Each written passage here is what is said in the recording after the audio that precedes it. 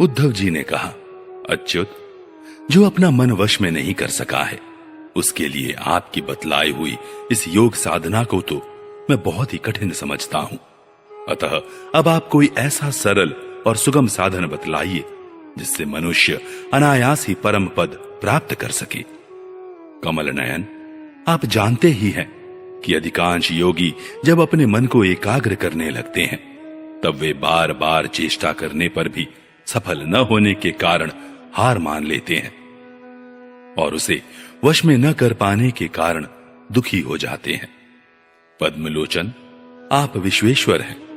आपके ही द्वारा सारे संसार का नियमन होता है। इसी से सारा सार विचार में चतुर मनुष्य आपके आनंद वर्षी चरण कमलों की शरण लेते हैं और अनायास ही सिद्धि प्राप्त कर लेते हैं। आपकी माया उनका कुछ नहीं बिगाड़ सकती, क्योंकि उन्हें योग साधन और कर्मानुष्ठान का अभिमान नहीं होता। परंतु जो आपके चरणों का आश्रय नहीं लेते, वे योगी और कर्मी अपने साधन के घमंड से भूल जाते हैं। अवश्य ही आपकी माया ने उनकी मति हर ली है। प्रभु, आप सबके हितैषी सुहृद हैं। आप अपने अनन्य शरणागत बलि आदि सेवकों के अधीन हो जाएं। यह आपके लिए कोई आश्चर्य की बात नहीं है, क्योंकि आपने रामावतार ग्रहण करके प्रेमवश वानरों से भी मित्रता का निर्वाह किया। यद्यपि ब्रह्मा आदि लोकेश्वर गण भी अपने दिव्य किरीटों को आपके चरण कमल रखने की चौकी पर रगड़ते रहते हैं। प्रभु, आप सबके प्रियतम स्वामी और आत्मा हैं। आप अपने अनन्य शरणागतों को सब कुछ दे देते हैं। आपने बलि, प्रहलाद आदि अपने भक्तों को जो कुछ दिया है, उसे जानकर ऐसा कौन पुरुष होगा जो आपको छोड़ देगा। यह बात किसी प्रकार बुद्धि में ही नहीं आती कि भला कोई विचारवान विस्मृति के गर्त में डालने वाले तुच्छ विषयों में ही फंसा रखने वाले भोगों को क्यों चाहेगा। हम लोग आपके चरण कमलों की रज के उपासक हैं। हमारे लिए दुर्लभ ही क्या है। भगवान, आप समस्त प्राणियों के अंतःकरण में अंतर्यामी रूप से और बाहर गुरु रूप से स्थित होकर उनके सारे पाप ताप मिटा देते हैं और अपने वास्तविक स्वरूप को उनके प्रति प्रकट कर देते हैं। बड़े बड़े ब्रह्मज्ञानी ब्रह्मा जी के समान लंबी आयु पाकर भी आपके उपकारों का बदला नहीं चुका सकते। इसी से वे आपके उपकारों का स्मरण करके क्षण क्षण अधिकाधिक आनंद का अनुभव करते रहते हैं। श्री सुखदेव जी कहते हैं, परीक्षित, भगवान श्री कृष्ण ब्रह्मादि ईश्वरों के भी ईश्वर हैं। वे ही सत्व रज आदि गुणों के द्वारा ब्रह्मा, विष्णु और रुद्र का रूप धारण करके जगत की उत्पत्ति, स्थिति आदि के खेल खेला करते हैं।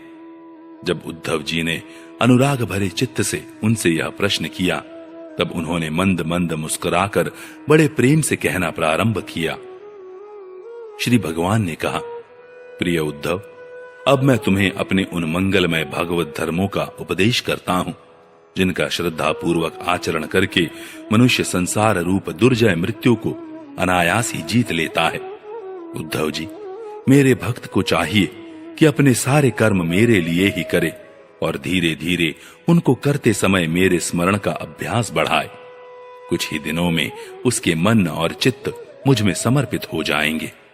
उसके मन और आत्मा मेरे ही धर्मों में रम जाएंगे। मेरे भक्त साधुजन जिन पवित्र स्थानों में निवास करते हों, उन्हीं में रहे और देवता, असुर अथवा मनुष्यों में जो मेरे अनन्य भक्त हों, उनके आचरणों का अनुसरण करे। पर्व के अवसरों पर सबके साथ मिलकर अथवा अकेला ही नृत्य, गान, वाद्य आदि महाराजोचित ठाट बाट से मेरी यात्रा आदि के महोत्सव करे।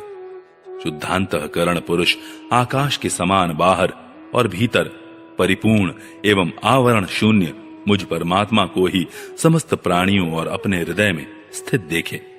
निर्मल बुद्धि उद्धव जी, जो साधक केवल इस ज्ञान दृष्टि का आश्रय लेकर संपूर्ण प्राणियों और पदार्थों में मेरा दर्शन करता है और उन्हें मेरा ही रूप मानकर सत्कार करता है, तथा ब्राह्मण और चांडाल, चोर और ब्राह्मण भक्त, सूर्य और चिंगारी तथा कृपालु और क्रूर में समान दृष्टि रखता है, उसे ही सच्चा ज्ञानी समझना चाहिए। जब निरंतर सभी नर नारियों में मेरी ही भावना की जाती है, तब थोड़े ही दिनों में साधक के चित्त से स्पर्धा, ईर्ष्या, तिरस्कार और अहंकार आदि दोष दूर हो जाते हैं। अपने ही लोग यदि हंसी करे तो करने दे, उनकी परवाह न करे। मैं अच्छा हूं, वह बुरा है, ऐसी देह दृष्टि को और लोक लज्जा को छोड़ दे और कुत्ते, चांडाल, गौ एवं गधे को भी पृथ्वी पर गिरकर साष्टांग दंडवत प्रणाम करे।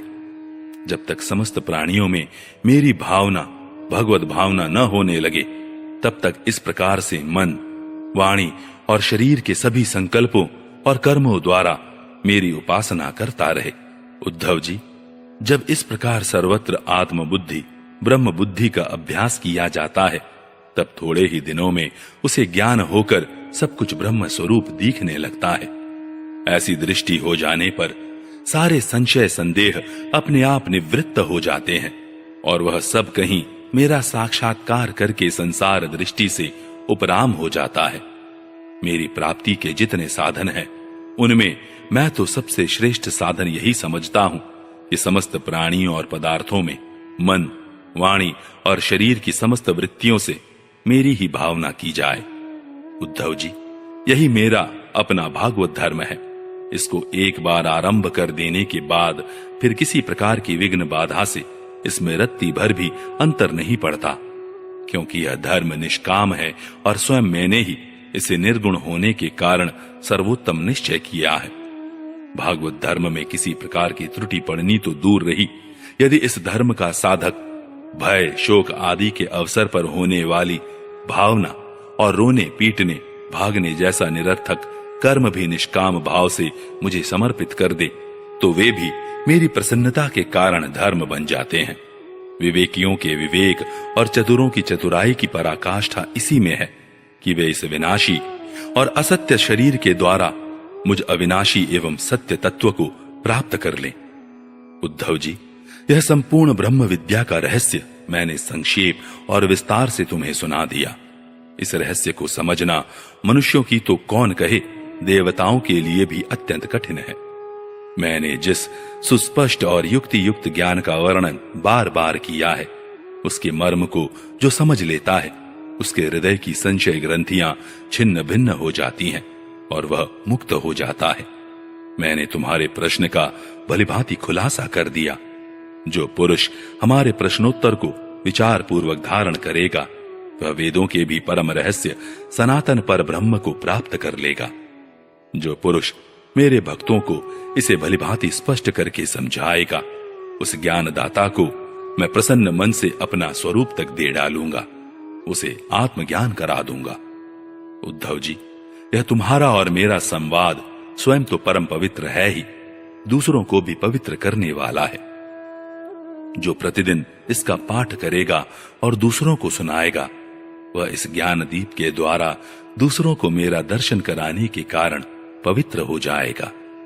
जो कोई एकाग्र चित्त से इसे श्रद्धा पूर्वक नित्य सुनेगा, उसे मेरी पराभक्ति प्राप्त होगी और वह कर्म बंधन से मुक्त हो जाएगा। प्रिय सखे, तुमने भलीभांति ब्रह्म का स्वरूप समझ लिया ना, और तुम्हारे चित्त का मोह एवं शोक तो दूर हो गया ना। तुम इसे दाम्भिक, नास्तिक, शठ, अश्रद्धालु, भक्तिहीन और उद्धत पुरुष को कभी मत देना। जो इन दोषों से रहित हो, ब्राह्मण भक्त हो, प्रेमी हो, साधु स्वभाव हो और जिसका चरित्र पवित्र हो, उसी को यह प्रसंग सुनाना चाहिए। यदि शूद्र और स्त्री भी मेरे प्रति प्रेम भक्ति रखते हो, तो उन्हें भी इसका उपदेश करना चाहिए। जैसे दिव्य अमृत पान कर लेने पर कुछ भी पीना शेष नहीं रहता, वैसे ही यह जान लेने पर जिज्ञासु के लिए और कुछ भी जानना शेष नहीं रहता।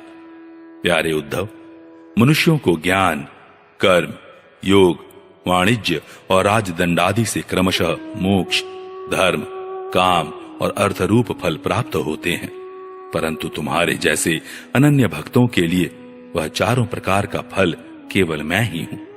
जिस समय मनुष्य समस्त कर्मों का परित्याग करके मुझे आत्मसमर्पण कर देता है, उस समय वह मेरा विशेष माननीय हो जाता है और मैं उसे उसके जीवत्व से छुड़ाकर अमृत स्वरूप मोक्ष की प्राप्ति करा देता हूं। और वह मुझसे मिलकर मेरा स्वरूप हो जाता है।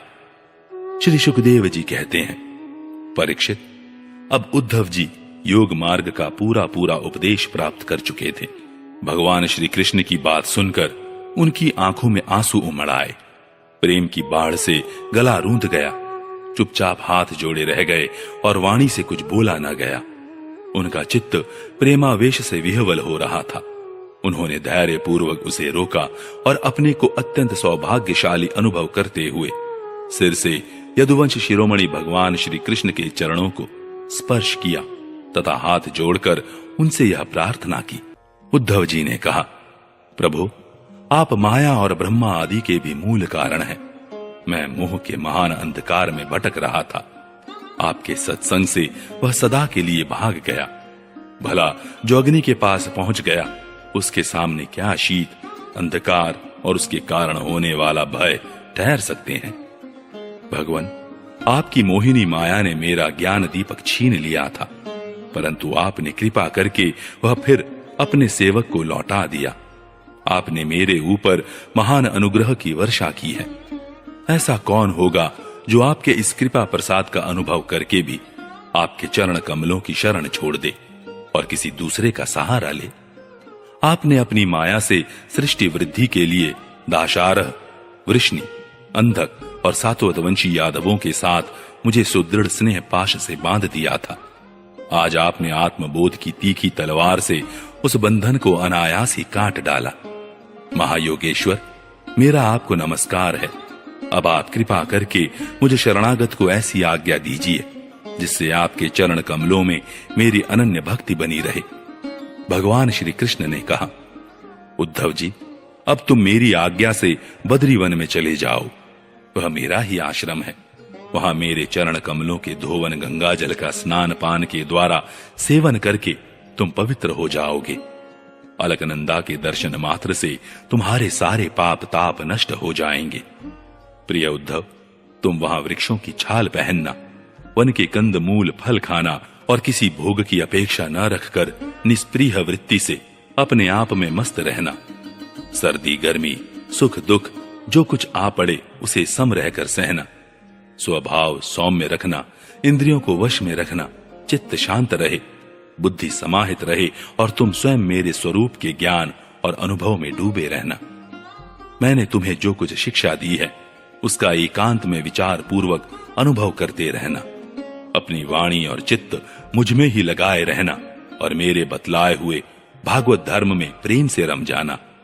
अंत में तुम त्रिगुण और उनसे संबंध रखने वाली गतियों को पार करके उनसे परे मेरे परमार्थ स्वरूप में मिल जाओगे। श्री सुखदेव जी कहते हैं, परीक्षित, भगवान श्री कृष्ण के स्वरूप का ज्ञान संसार के भेद भ्रम को छिन्न भिन्न कर देता है। जब उन्होंने स्वयं उद्धव जी को ऐसा उपदेश किया तो उन्होंने उनकी परिक्रमा की और उनके चरणों पर सिर रख दिया। इसमें संदेह नहीं कि उद्धव जी संयोग वियोग से होने वाले सुख दुख के जोड़े से परे थे, क्योंकि वे भगवान के निर्द्वंद्व चरणों की शरण ले चुके थे। फिर भी वहां से चलते समय उनका चित्त प्रेमावेश से भर गया। उन्होंने अपने नेत्रों की झरती हुई अश्रुधारा से भगवान के चरण कमलों को भिगो दिया। परीक्षित, भगवान के प्रति प्रेम करके उसका त्याग करना संभव नहीं है। उन्हीं के वियोग की कल्पना से उद्धव जी कातर हो गए, उनका त्याग करने में समर्थ न हुए। बार बार विह्वल होकर मूर्छित होने लगे।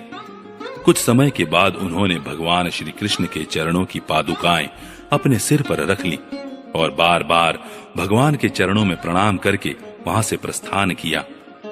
भगवान के परम प्रेमी भक्त उद्धव जी हृदय में उनकी दिव्य छवि धारण किए बद्रिकाश्रम पहुंचे और वहां उन्होंने तपोमय जीवन व्यतीत करके जगत के एकमात्र हितैषी भगवान श्री कृष्ण के उपदेश अनुसार उनकी स्वरूप भूत परम गति प्राप्त की। भगवान शंकर आदि योगेश्वर भी